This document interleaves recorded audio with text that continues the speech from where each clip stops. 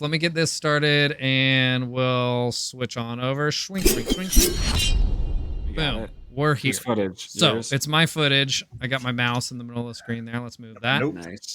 So the game that we're reviewing today, and this is gonna be, you know, that menage a trois of review that we're doing here, is Metroid Dread. Okay. This game was developed by, I have it here, Mercury Steam. I want to say Stream, but it's Steam. And this is the same company that developed the Metroid 2 remake, which I'll make comments about in a little while as well. And this game came out on the 8th of last month, October 8th, for the Nintendo Switch.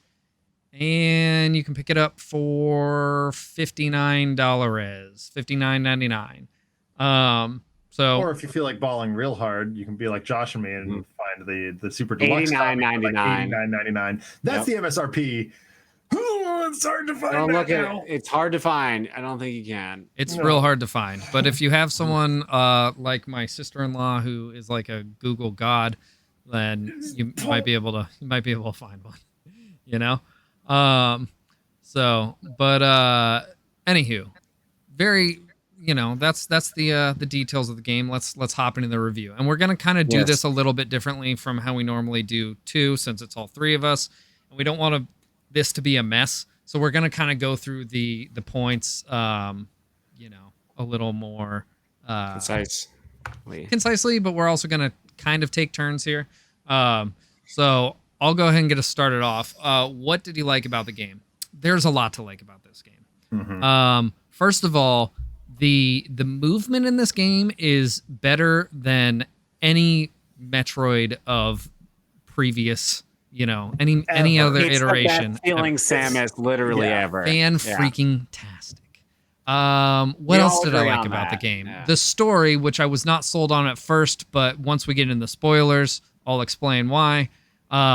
We'll do that. Spoiler alert, by the way. You will be spoiler watching this. We're gonna wait till later. We'll give some big spoiler alerts later. Let's hold off on spoilers for right now, though. Make a phone call. Keep talking. Yeah, for sure. What else? Visually, I actually, you know, that might actually fall into something that I'm mixed on the visuals. I really love the visuals, but I'm also a big fan of the pixel art, and I think that you know, probably the best pixel art ever in a Nintendo game is in Super Metroid. So it's really good. So it's really good. No, I'm not denying, but I don't know about the best pixel art. Yeah, dude, Mega Man Zero. I think Zero was pixel art. Oh, yeah, that's true. That's true. But I wouldn't call that a Nintendo game. That's a Nintendo game. Yeah. Mainline Nintendo game. I think it does Super Metroid then. Yeah, I think it's got to be. I can't think of anything that looks better. It looks amazing for a mainline Nintendo game. What else did I like about the game? You know, there's probably plenty. I don't want to take up too much time on this, so I'm gonna actually go ahead and pass the ball over to Zach. Before I do want to just give everyone a forewarning. I'm gonna be real critical on this game. Yeah.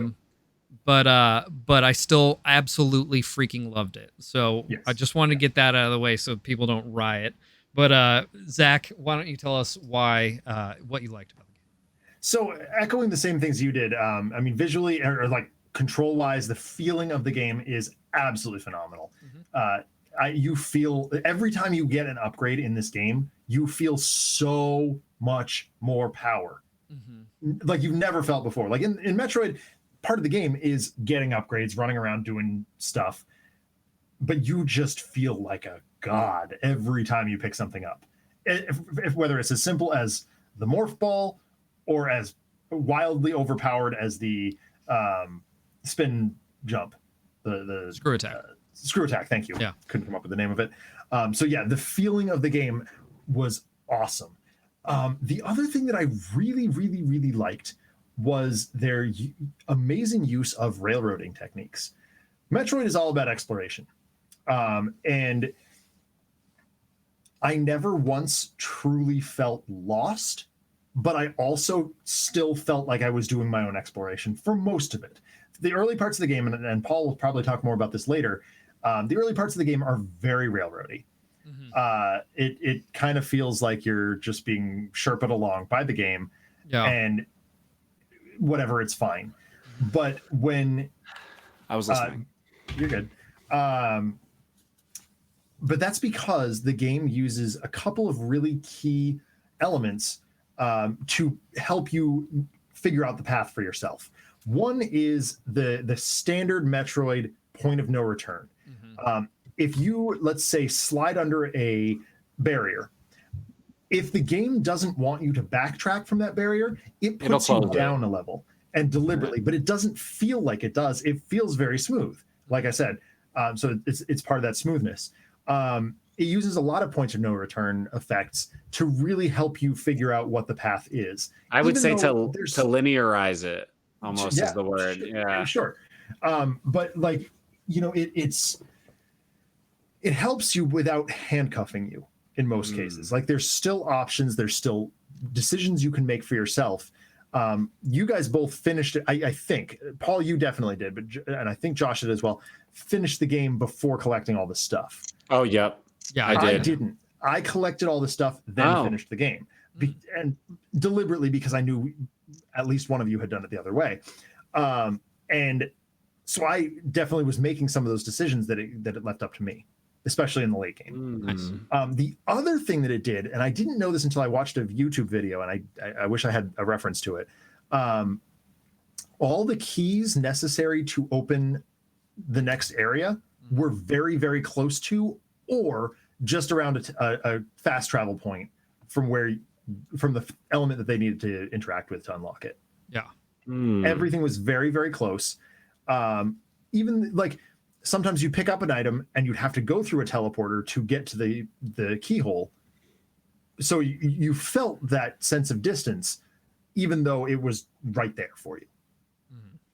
So I thought proximity, their use of proximity and their use of point of no return was extremely admirable, and just made for this game to be a very deep, immersive experience. I agree. Josh, how about you? What things did you like about this game? What did I like about the game? God damn, I loved this game. I will go on to mention, add on to Zach's points, and then I'll kind of say some of my own real quick. The map is one of the most beautifully crafted Metroidvania maps ever made.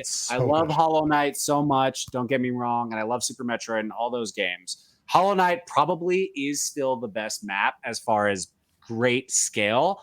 But as far as intricacy, this map literally fits together like a puzzle. And like Zach was saying, as far as utilizing it to show you perspective where you can't go, where an item is, or where something is that you can't get to, all sorts of perspective. And this map literally fits together like a jigsaw, to where like you can be on this point and you don't even realize, you're like, oh shit, that's where that was. And that's where I was like when I only had this ability before I got the thing, you know, like. I think that is amazing. It's absolutely a masterpiece. It would have been super hard to make one map. So I think it's fine to have done the multiple areas like we're used to in Metroid games. Anyway. I mean, it's Metroidvania. It's very typical. I was just kind of expecting more open world in the beginning, mainly because that's kind of where Nintendo's been going. I think Nintendo's been going in that direction. I'm not, this isn't a dislike, by the way. But I loved that it really didn't hold your hand, but at the same time, I feel like it kind of did. I feel like it was kind of linear. But what was I saying just now? Fuck. And then I jumped over it. Paul was like, me too. You were talking about how in the beginning it felt a little hand-holdy and little hand. Yeah. And part of that is because of the techniques that they were using to guide you are limited by the number of abilities you have. So as you get more abilities, you have more, you are enabled better to move around more, and you therefore access more stuff that I agree. You couldn't. So I think part of that is almost necessary or a necessary evil associated with the tools that they were using. I think they're going to do more open world for Prime. They're going to save all that. I think it's good to utilize this, and in the late game you do a full reign. Like in the beginning, when I was running it on my second run, I'm still not really that far in, but like I feel like you really can just go, and like my brain can kind of turn off, and I'm like, no, this is the right way to go. It just feels like it. You know what I mean? And you're pretty much right 85% of the time, 90% of the time. And then when you get later and later, it's like, okay, Now it feels less like it because I have more options, and it kind of holds your hand less and less. And that's nice, but it holds your hand less and less because you're becoming more and more godlike. And this is, again, not a knock on the game. This is something I really like, especially the ending. Jade, are we chilling? Is she having a nightmare? She's like growling. We're not going to, don't spoil the ending yet. Let's try and save that for as late in the review as we can. About the scale gain, like, of godliness, where I'm not going to spoil it yet, but it's just like immense. So the hand holding becomes less, but you become more amazing, especially down to the end. And it just feels like there's no need for it because you're just like destroying the entire place. Basically all that to say, yeah, the movement's amazing. All that's amazing. The story is incredible. I thought it was the best Metroid story so far. I think that Prime is a hard runner up, but it didn't cut as deep into the series. Again, no spoilers yet. Metroid Prime is probably the biggest as far as how deep back it reaches for Samus's origin story. But it's like still after her family is lost and stuff like that. And then we get a lot of the Space Pirate and Ridley backstory. Here, we got a lot of Samus's backstory before even the loss of... Yes. Well, now we have more insight even, actually. So much. It's actually even more insight than to her just Zibby's being destroyed. I mean, you get a lot of that insight in Zero Mission. They go into a lot of that, but I mean, technically that's it's canonical and it's part of the mainline series. Kind of, it's a remake of the first one, so it's just they added some fan service in there. I feel like to kind of. I think that's when they wanted the story to kind of stand out quite a bit, actually. When they did Zero Mission specifically, that's. Like right after Prime, I think, and they realized they could take this series in a really powerful direction as far as the story is concerned. And then Zero Mission came out, and they were like, "Yeah, we're like," and then Fusion.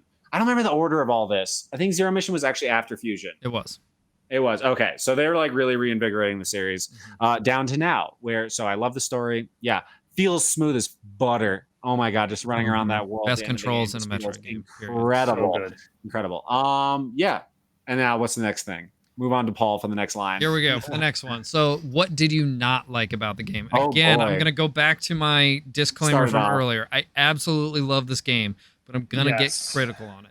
Yeah, me too. Get dirty here. The first thing that I noticed right away that I really didn't like, now this did change pretty soon into the game, but not as soon as I would have liked, was how handholdy it is at the beginning. You know, I'm used to, or what I expected from a Metroidvania is kind of like, here's your sandbox, figure it the fuck out, you know? And it really does a lot as far as like telling you where to go, as well as with the storytelling. Now, again, I'm going to echo the point that Josh made about how I do think this is probably the best story that they've done. Now, do I think they told the story in the best way? No, I do not. No. And not to say that they did it bad, but like one of the things that the Metroid series has always done very, very well is been able to tell a story with very little exposition and a lot of subtext. And there's none of that in this. It's all exposition, no subtext. Which is, it's fine. Like I said, in the end, it made it all worth it to me. There's subtext for the future, I think. But I don't think there's like on the potential, because we didn't really get a cliffhanger. So, you know. Yeah. I didn't realize most of this gameplay was going to be me trying to do this Shine Spark puzzle. Anyway, continuing. This one sucks. This one's not that hard. I was just being an idiot about it. Anyway, going back to what I didn't like about the game, artificial difficulty. This game is full of artificial difficulty. Love it. And towards the end, it resolves that, right? But not until almost the very end of the game. In fact, the final boss is the only boss that I didn't think was plagued with artificial difficulty. And this is how it does it, right? So a traditional Metroid boss, you would fight kind of similar to how you fight a Mega Man boss, right? Oh, absolutely. You get in there, it dicks you down, and then you do that a couple times and you learn the patterns and you defeat the boss. what this game does, and they introduced this in the remake of Metroid 2, which is actually I'm gonna talk about my Metroid mainline tier list later. I have mine too. Why the remake is low on the tier list is because of this very thing. And it's not that I think it's necessarily a bad mechanic, but it's because they use it as a crutch and enforce it with our artificial difficulty that I'm not a fan. And that is the melee counter. Most of the bosses in the game, spoiler alert, kind of, you need to use the melee counter. And how they force you to do that, and it was most evident on I think it's probably the third boss, third or fourth boss, dude. But I would say even before that, it was on regardless, it was on Kraid, right? Spoiler, Kraid's in the game. Sorry. I never hit him once with the I don't think I melee countered him not even once. kidding. I never melee counted him. That's fine. And you guys may not have, but here's the thing.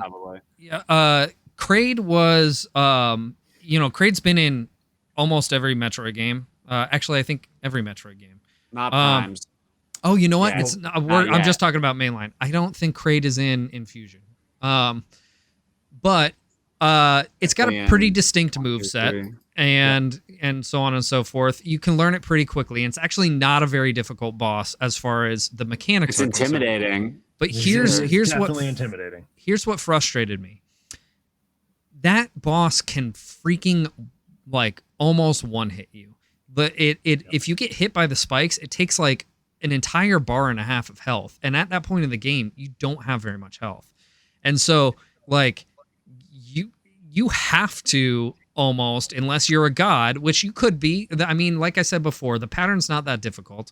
No. But you could beat it without using your melee counter. But the other thing is that it has an insane damage pool. It does. You're doing it for a really long time. And so you end up getting fatigued. I was up and down that wall a lot. Exactly. And so like it's very clear that what it wants you to do is do that melee counter, which you do, and boom, game over. Which was frustrating. And I thought, okay, maybe they just did that with this one, right? Okay, fine. It's almost every single boss in the game.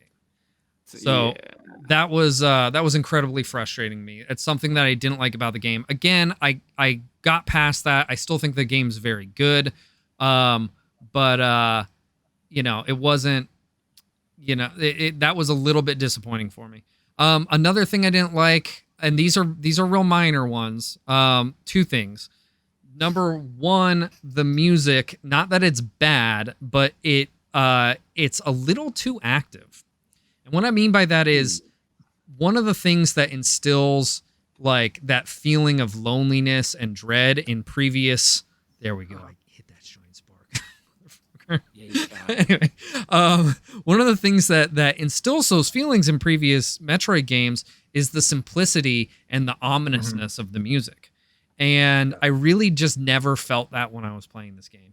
Again, not that the music was bad, but it really just didn't give me that same feeling that I was expecting.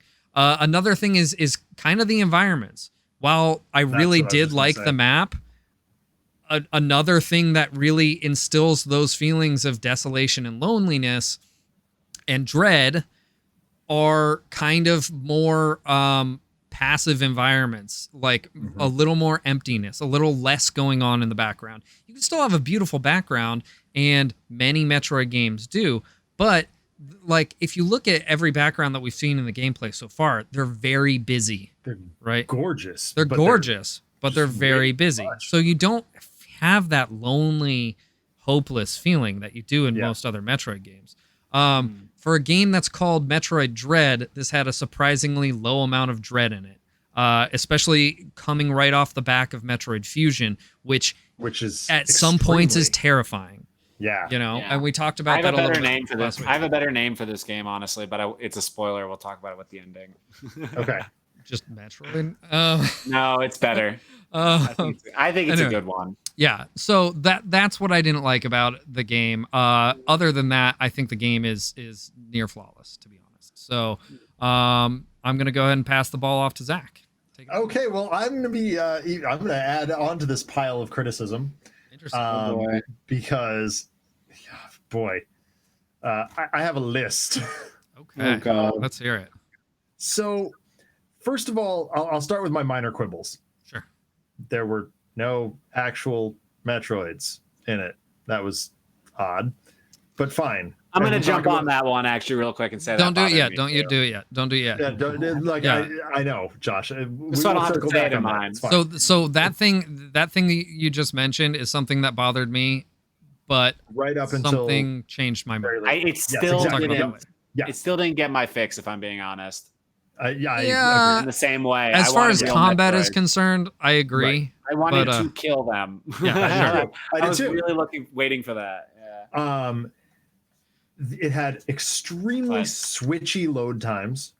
Yeah. The load times. I didn't mind the load times. That's something that I didn't hold against it, but I agree with you. Not harshly for that.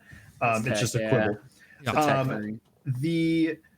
I'll come back to the end game stuff when we get to that.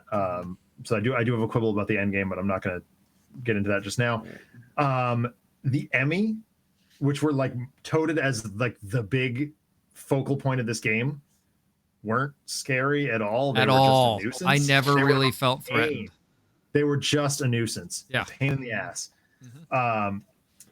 The Kraid fight was like a big question mark to me. It felt like he was just stuffed in there. Agreed. It could easily have been something else. It was, and honestly, I didn't it's even an open-ended question that rhymes with Schmidley. It's an open-ended question also because he was controlled by the space pirates, and it's like, what? I don't even understand why what is he connection here? Into the Chozo and the space pirate is then, and that's very open-ended, and we don't get an answer to that. Well, you do, Josh. One of the end game content art pieces does show the Chozo capturing him from the space pirates. See, so I did have to. I looked that up. Well, there you go. But I'm sorry, I'm not going to play. Like, this game doesn't have solid. That's actually kind of cool that they added that because that was a thing I was concerned about. Right. Where's so yeah, Ridley it is there.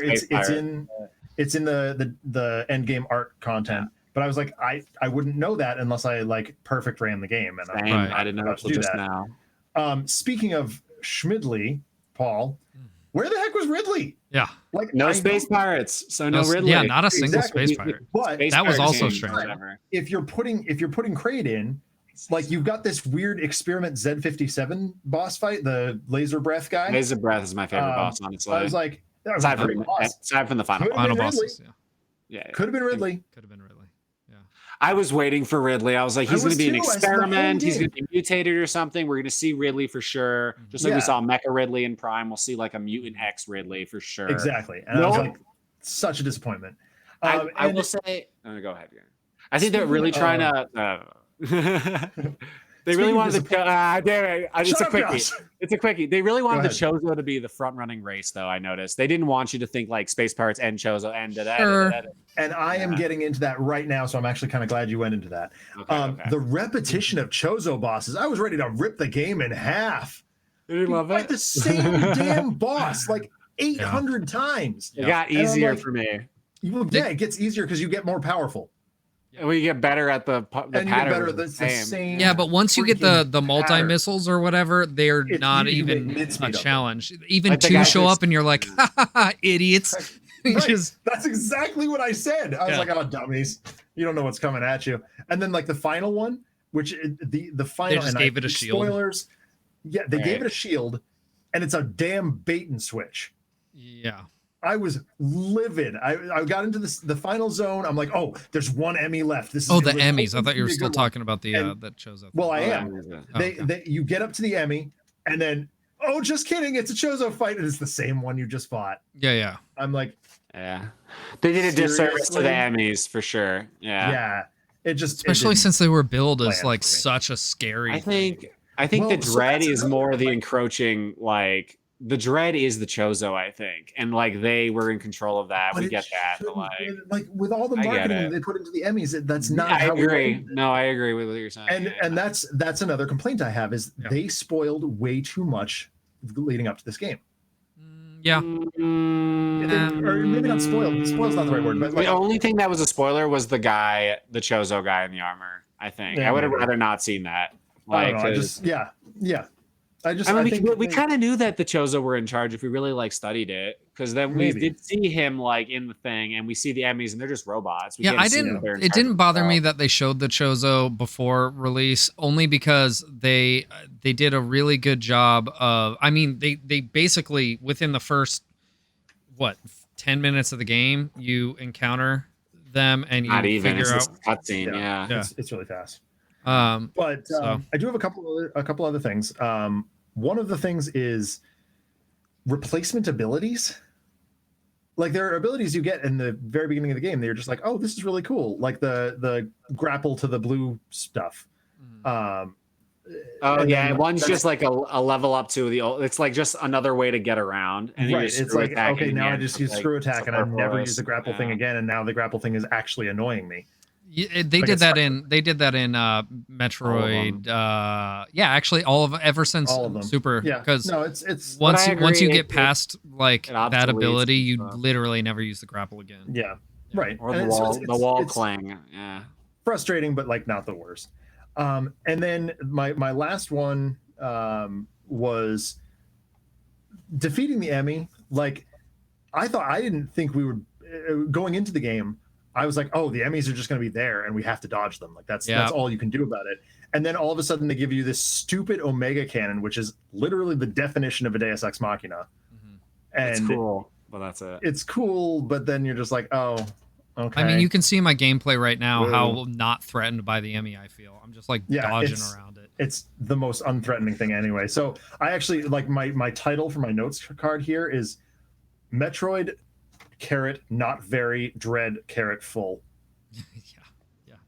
Bringing back fusion again, I think that if they didn't sequester the Emmy to specific zones and made it more of a random encounter, at least like in fusion it feels like more of a random encounter, even though it might not necessarily be, that would have instilled way more dread. If I'm just like chilling, going through a zone and all of a sudden there's this Emmy chasing me and I'm shitting my pants, that would be way more scary than, oh, here's a Emmy zone. I know where it is. I know what I'm in for. Yeah. There's no, like the anticipation just goes out the window. So. Right. All right, Josh, what are your complaints, if any? Very few. I will give the Emmys as one of my complaints, as killing them was one of the more frustrating parts of the entire game. Frustrating, not dreadful. It was frustrating to aim the stream beam, and especially in tiny ass cracks where you only had one access point, the blue one especially. Don't aim for the ass crack, aim for the face. Well, yeah, when they're going up and down, and I literally can't keep it steady because for some reason they wanted to make you feel like you're holding a real gun, but it's a joystick. And I'm like, please make everything else smooth in the game, but this one aspect. Right. And so this is my biggest complaint of the game is the stream to face mechanic, and where you get this awesome shot, I can just blow their heads off in one shot, but now we have to weaken the metal around their face. Yeah. That just like totally made it stupider and much more tedious in my opinion. That's like 3 points off for me. Like that's one of the biggest things is having to kill the Emmys. I agree. Yeah. Especially when we get to the end and it no longer even becomes an issue apparently for Samus. And it's just like, wow, what's the point type scenario. And it's also kind of mechanic, no pun intended. They are mechanical. They have no soul. We don't even find out the Chozo anything until we meet one, like 75% way through the game. And then there's a ton of bad guy versions of Chozo all of a sudden in the home stretch, including the final boss. And I'm like, we see one Chozo, and aside from the main guy in the beginning, and then he, spoiler alert, dies, and then also spoiler alert, not entirely. Well, kind of. And then every Chozo we see from then on is like bad. And so like the Emmy is almost like a charade for the bad guy. Yeah. I would have much preferred Space Pirates and some way to integrate the two. I understand having the two might be difficult, but it could have been like an abandoned frigate that the Space Pirates were left in control with, and the Chozo were regaining control over it and the planet, residing by it and all that stuff, and like purging off the Space Pirates. That's why Crate is there, Ridley's maybe there. That would have been fucking sick. I would love that. Another thing, variety in weaponry. I'm actually kind of annoyed that there wasn't a little bit more, considering this is the newest installment. We didn't really get the most amazing things already existed. I think that the newest things that I loved were the flash, that guy was really cool, the flashy guy. But then the turn invisible slow mo thing I didn't like very much at it was all. annoying. And then cool, I got 7 upgrades for my bomb. That's neat. My sequence breaks were all from bomb jumping. This is what I didn't want to tell Zach in the beginning. Which that's how most sequence breaks in traditional. Sequence breaks, yeah. Which is another reason I was frustrated we didn't get the bomb earlier in the game. But then it's usually like your first upgrade. That's the other thing. It holds your hand until at least the morph ball when it's like, okay, now you can just go back to those holes, but it's still like, kind of like obvious. And then we get like 4 versions of the bomb, including the cross bomb, which in my opinion was super confusing and weird to like boost with it. And I was like, wait, it's just annoying. Like I was like, it's just like a sideways regular bomb, because I was using this to bomb jump in the beginning of the fucking game. You can bomb jump really well. It gives you unlimited bombs. And I thought that was sweet. But to give you the cross bomb, it's like, okay, you're just kind of holding newer players' hands. If you really want us to bomb jump, teach us how to bomb jump. Don't like give us a whole other item slot. This could have been anything. And there was like the scanner and stuff, and I'm just like, so much of this. There was a scanner in Super. Yeah. It operated differently. I like it better in Super actually, because it's that like beam. Yeah. That you can It doesn't just spoof the whole area. I will say in Metroid Prime, you start the game with the scanner and never lose it. So it's kind of like, that's an upgrade in the late game, huh? Just to help me 100% it. Okay. Missiles being incrementally divided was very annoying, because it kind of right? Artificial collectivism or whatever. Yeah, sure. What was more annoying was the health. Donkey Kong 64. Like I got to pick up 4 health pieces. All of a sudden it's Zelda. That was so annoying.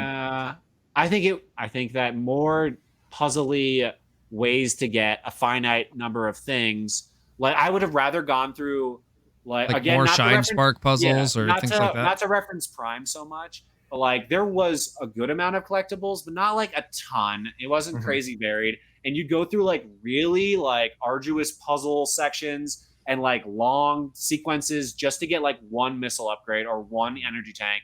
And I appreciated that. It wasn't just like, I'll like walk up and just like, I didn't even know this missile was here. It's just like they're everywhere, so I just grab one. Some of them are kind of puzzly. I would have appreciated more Shine Spark stuff, or entire areas or like map sections dedicated to like getting 1 E-tank, as opposed to 4 being like randomly placed. And like walking up to one, I'm like, is this a challenge? Like some of them are really annoying to get, and some of them are just like walk up to them.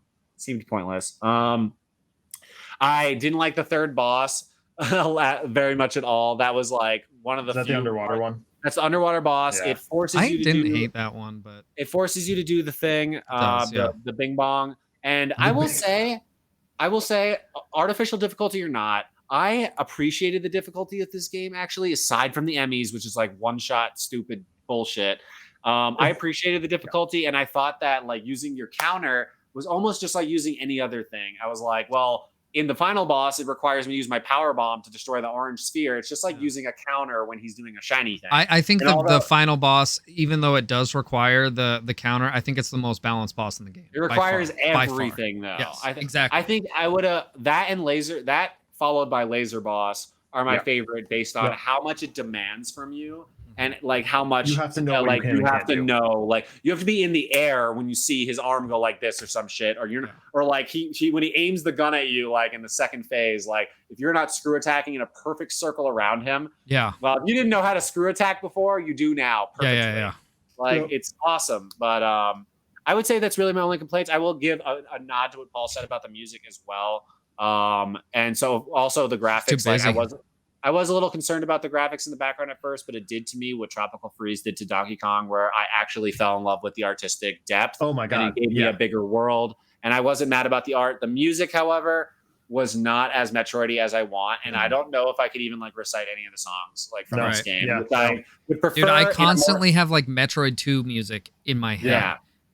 Not For me, at all. It's Super and Prime. Those are the ones that like the music is just so iconic.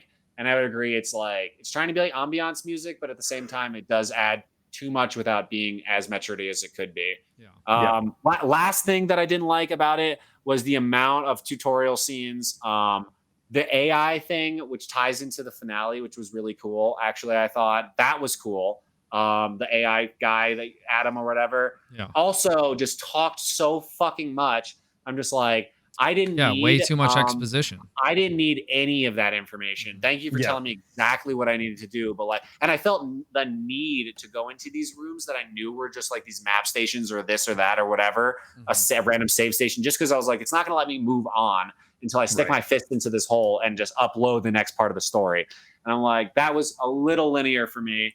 Again, that fades off like 40% of the way, 50% of the way through, but that's really all my complaints. Again, this game is amazing. The positives way outweigh the negatives. All of that is only a few points for me. None of that deters and hurts my experience.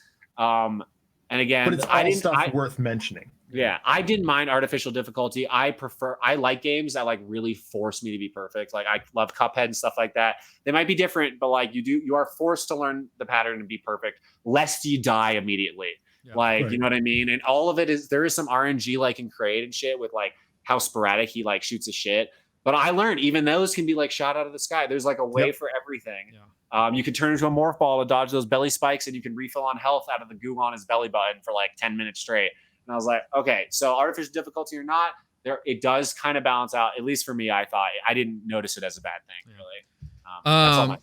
That's all let's kind of, because we're running short on time, we're actually over, but let's kind of speed run through some of these and circle back to story, and we'll go ahead and do spoilers then. So the next few points would be how's the gameplay. I think we all agree the gameplay is excellent. Incredibly smooth. Perfect. It's how's the art.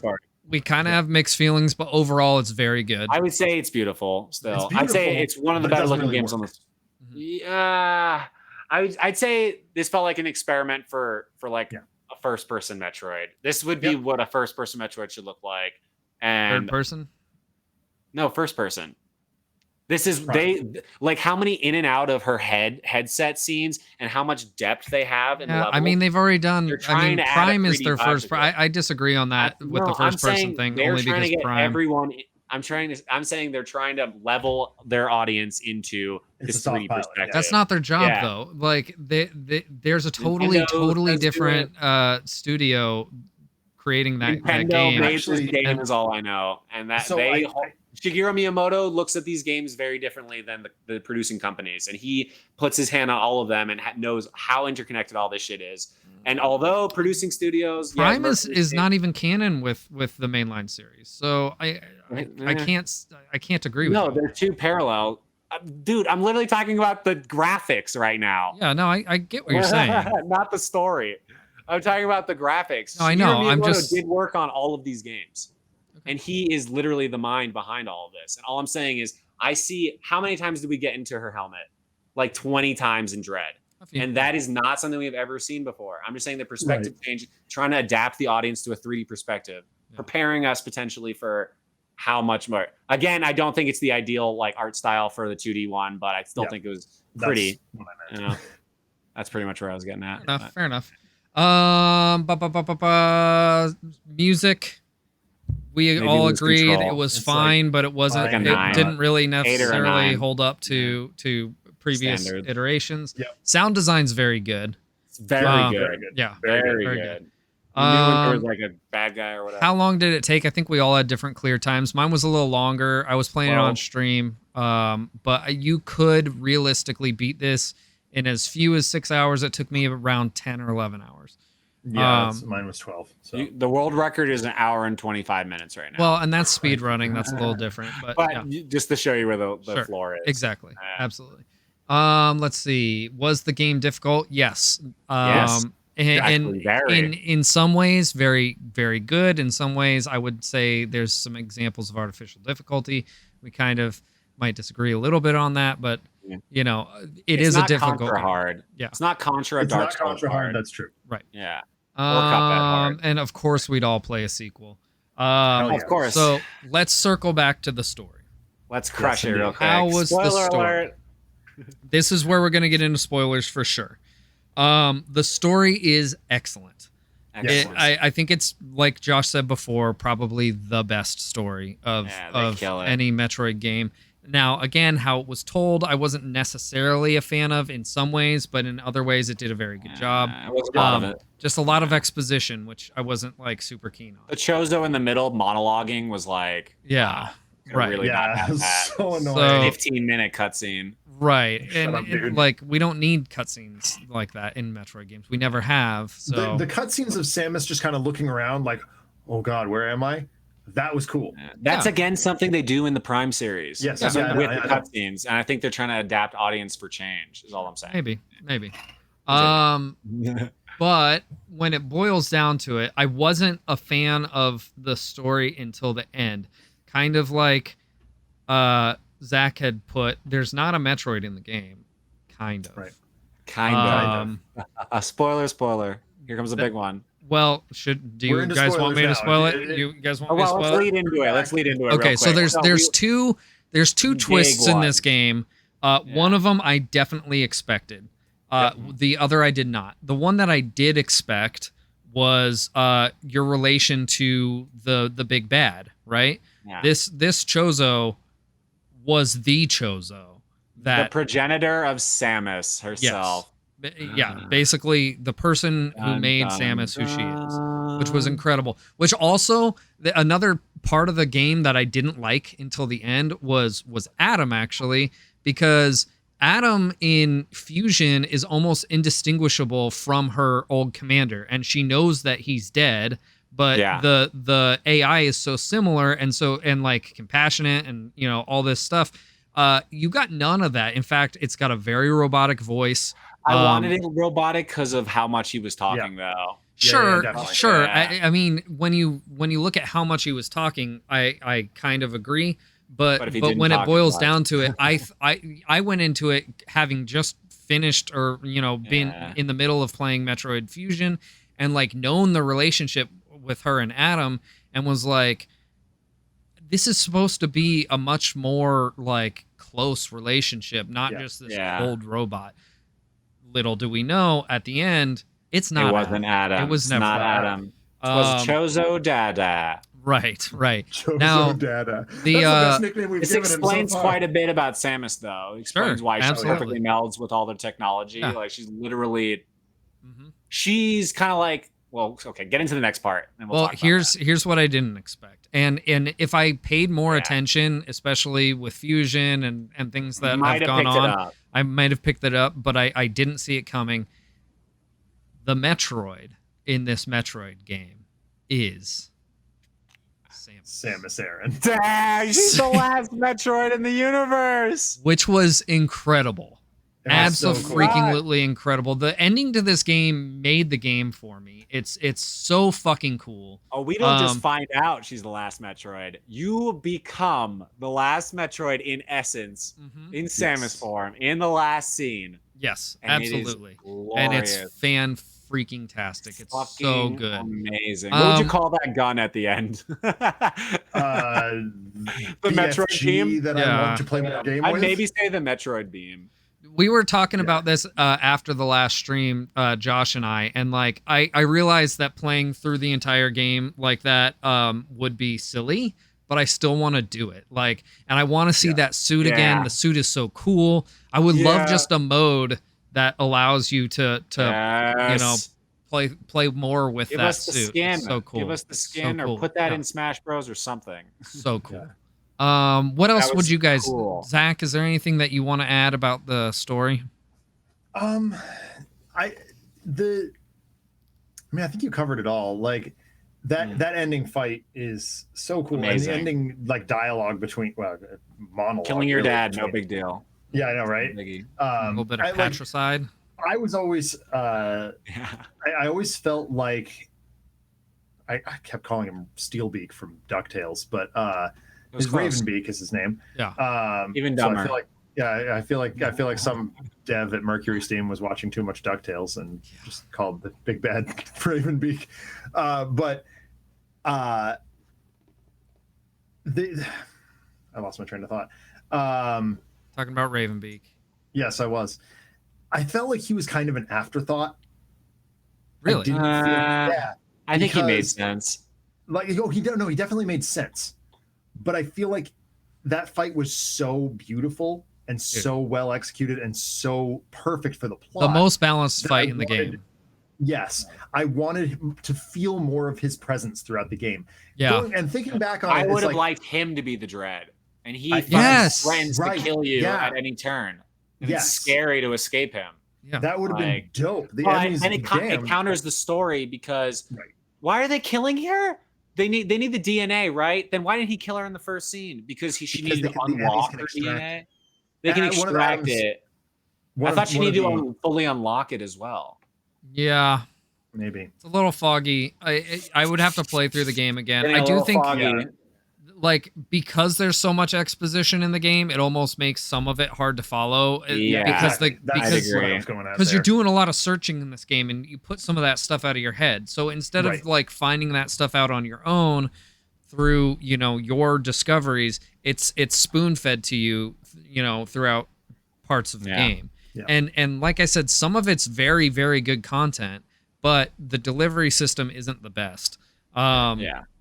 But I do think that overall they did a really good job. It's like a very cool story that exposes more of Samus's origin and her relationship to the Chozo. It kind of unveils a little bit of mystery that we've always had of the Chozo. We've never seen a live Chozo before this game. That's why we got that character, is to have a Chozo with his clothing, with his armor off, basically, which is the only time we've ever seen them is in armor or in stone form, ruins.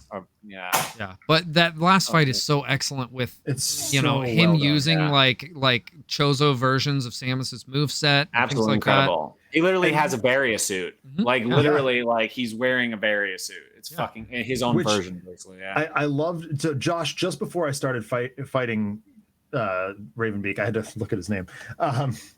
Just before I started fighting him, I took one stab at him and I was like, no, I have to go to bed now. And over that night, Josh was like, oh yeah, you're gonna need like perfect flow state. It's gonna be beautiful when you do it. And like that encouragement was fantastic. But you were absolutely right. When I hit flow state against him, he barely touched me. Yeah. You don't even. I didn't take damage for the first two segments after I got perfect. Yeah. Exactly. I think the second segment's the hardest one. Oh, definitely. Just a screw attack for me. I learned. I didn't have a problem with the screw attack. It was his dash, like getting into the ball. Like no, you just slide under the dash. Yeah, and sometimes I was not in a position. Sometimes I balled up by accident and got smacked though, or like just slow. Right. Or if you just accidentally crouch and you're not in the ball and you get smacked. But I have final thoughts. Yes, final thoughts. Okay, wait. What were you saying? This Mega Man fan was very happy with this. Very happy. Oh, we have our scores coming up. I got my score. Yep, I got mine too. The Chozo. Say what you will and say what I did about the Chozo boss fights. They're literally Chill Penguin fights. Yeah, they kind of are. It's exactly the one-on-one the walls. The big arena ones are also just Mega Man boss fights. Yeah, but I felt like that a lot. Jumping on the walls, it's just Chill Penguin. Yeah. I wasn't mad about it though. They're like I actually thought that as far as the patterns of the bosses were concerned, I thought they were very well done. I was not a super fan of being forced to use the melee in a lot of situations. Right. Yeah. That's basically my only complaint about the bosses. All right, we ready? Wait, I have one more thing. So the future of the series. Yes, Samus is now a Metroid, is all the X basically that's left in the universe as well, and the blood of the Chozos, as well as her home planet. So, or whatever is that lineage. What's next for the series? It kind of leaves some monotony out there, but I think she's going to eradicate the Space Pirates in 6, and we're going to see a finale. I think the next Metroid game is the last in the series. That's my opinion as far as how far she's come. So that's I'd be okay with that. That's like literally, it's kind of an unsaid thing, but there's only one more thing to do. Oh, you know what? Should we do you guys want to do a tier list before or after we get let's do a tier list before. Let's do it.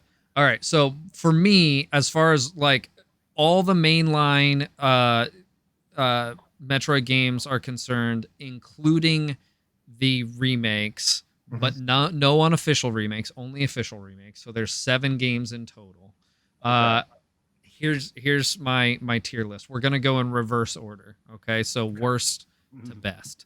Okay, Metroid 1, worst. That's terrible. Not that it's bad. It's just very dated. Doesn't play very well. Samus Returns, which is the remake of Metroid 2. Oh wow! Okay. Surprised where it is.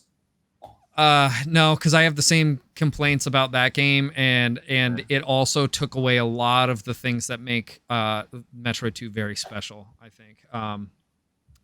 Including like the music and the ambiance and things like that. So that's how I feel about that. Metroid Zero Mission, which is the remake of Metroid 1. It's good, but it does do some good like background stuff for Samus and all that, but overall it's not great. As far as like a Metroid game is concerned, I think all of them are great, but on this scale. Next comes Return of Samus, which is the second in the series, the original Game Boy. Metroid Dread is I knew it. third from the top, so it makes the top. Pretty good. That's pretty high. So number 3 is Metroid Dread for me. Super, honestly, Super should be the best, but I just have a special place in my heart for Fusion, which is why Fusion is first. But technically, I think Super's a better game. I just like Fusion better. That's my tier list. This makes it hard. I might have to reorganize. Well, I'll give you some time to do that, Josh, because mine, I similarly put the original Metroid at the bottom. Like, very it's low. Still a game that I enjoyed at one point. It's fine. I put Metroid 2 just above it. I didn't think that the Paul's quibbles, were enough to or about the remake were anyway. So Metroid 2, Zero Mission is third from the bottom. I honestly don't have as much experience with that one as I do with the others, so that's part of why that's there. I have number 4, the remake of Metroid 2. I thought it was better than the original personally, but that's just me. Similarly, Dread is in third for me, and then at the top, Fusion is number 2, and Super is number 1. Super just brings back the most strong nostalgia for me. Yeah, that's a good list. Good list. Yep. I respect it. What about you? Man, my list is the most different, I feel like. Okay, so I did not play all the way through Zero Mission or all the way through any percent of it through the remake of 2. So that being said, Metroid 1 is still at the bottom of my list, and I haven't even played the other 2, and I'm going to stack them accordingly. Zero Mission right after that, and I'm assuming which is a little better than that, Metroid 2 after that. So what do we got? 3 in. So we got the 4 left. 4? Wait. Well, there's 2 2s, right? Just like there's 2 1s. You've got Metroid and Metroid Zero Mission. You've got 2 on the Game Boy and the 3DS remake of 2. And that being said, Jade, you just take it. So Return of Samus is the Game Boy one. Samus Returns is the. And I will say I will put that right above that because Metroid 2 for me is a little clunky. And that's really it. Yeah. It's just a little clunky. It's a Game Boy game, and I feel like I get a more full experience on console. It's the first Metroid game I ever played, which is probably why it's also. Yeah. That's fair. And so now we're getting to the top 3. Note, my top 3 is based on how much I enjoy playing this game. How much do I want to come back? How much do I love playing this game? And how good does it feel all the time? Okay. That being said, it's not necessarily what game is better, but for me, what game I would rather play. I think this is my top 3. So you guys are going to be a little surprised. Fusion is number 3. Incredible game. It's so amazing. I love this game a lot. I think it's really good. I think these are all almost a tie. I finished it again while I was playing this game. While we were having the review. It's almost a tie for all 3 of these, if I'm being honest. And then here comes 2 and then 3. It's a shock. Super Metroid number 2. Metroid Dread is honestly my favorite mainline Metroid game now. To me, actually. It is not shocking. No, it's not shocking it feels so good to play. It does. It honestly, how good it feels to play trumps any negative for me. It is so smooth to run around this planet. Any negative is outweighed by the fact that I picked up Super Metroid last week to play it and got a little bit in, and it's just so much grindier and clunkier. Just in the beginning of the game, and Dread just lets you go. And handhold or not, like once you know what you're doing, you can just go. And honestly, playing it your second and third time, I assume, like the more you play it, the better at just fucking running through this game you get. And it's kind of the Donkey Kong experience, smell the roses and then full speed on once you get it down. And I really appreciate that about this game. It's the only Metroid game I've really been able to run through. And I love that about platforming. And it kind of adds a more deep platforming vibe. Metroid Dread is my favorite Metroid in the 5 originals. So damn. There you go. There you go. All right. Let's Let's on 3, we're gonna give our scores. 3, Okay. 2, 1. Shaklaki. Oh, can you Oops. see it? Hey, we're pretty close there, Zach. Yeah. 8.9 for me. 8.7 for me. I got a backwards 5 point, backwards 9. No, 9.5. 9.5. Yeah. All right. Yeah. All right. Yeah, That's good. yeah, Yeah. yeah. My reasoning behind that is mostly because of like just some of the elements that I mentioned before, like the artificial difficulty and the exposition. It wasn't enough to make it a bad game. It's still an excellent game. Right. Exactly. But it My kind Chinese of food is it kind of bumped it down the tier list for me compared to like Fusion and Super. Yeah. While those are much more difficult as far as like the controls are concerned, I think that just to me it was a more enjoyable experience as a Metroid game. Yeah. But that doesn't take away from how good this game is a very No, I good agree. I still think all of your thoughts are valid on why the other ones are better, but to me, like, I just had so much fucking fun Oh, playing this game was so good. And my Chinese food just unbelievable. got here also. Yeah. Let's wrap it up. All right, let's wrap it up. Yeah, we'll wrap it up. Anyway, let's Okay. switch back to the main thing here real quick, and we'll close it out. Swing.